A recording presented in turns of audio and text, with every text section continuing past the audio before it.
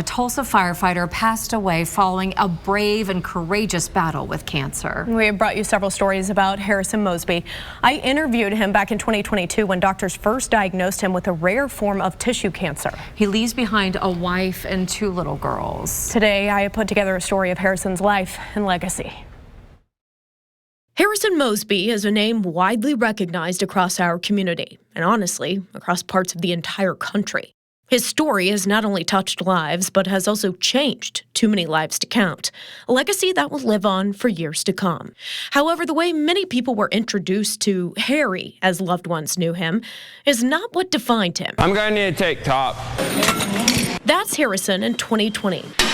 When I first introduced you to him and his brother Hayden as they finished the Tulsa Fire Academy as third-generation firefighters. Been around the fire department my whole life because of my dad's career as a Tulsa firefighter, as well as my grandpa. This is when I helped get a microphone on Harrison just before my first interview with him in January 2020. He never liked being in the spotlight, but just a couple of years later in 2022, God gave him a special assignment, as well as the bravery needed to tell his story boldly as a witness. It's a rare form of soft tissue cancer called epithelioid sarcoma. All starting with a pain in his shoulder. Doctors first found a small tumor, and it grew rapidly. But Harrison didn't let the diagnosis get him down. Hi. He was steadfast in his role as a father to young Collins. She's just happy. She just loves people. Then husband to wife Mallory, all while traveling between here and Texas for appointments. Bad news? Harrison kept going. When multiple rounds of chemotherapy took his hair, he smiled through it. When he had to leave town for a blood transfusion right after the birth of his second little girl, Gracely, he stayed positive. When numerous surgeries ultimately led to the amputation of his arm, he shared Bible verses on social media, encouraging others.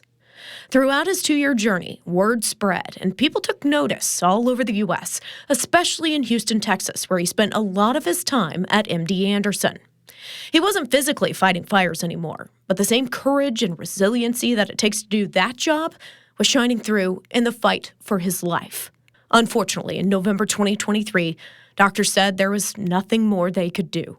The cancer, despite exhausting all avenues, had spread to Harrison's entire body. So they sent him home. But Harrison still didn't give up.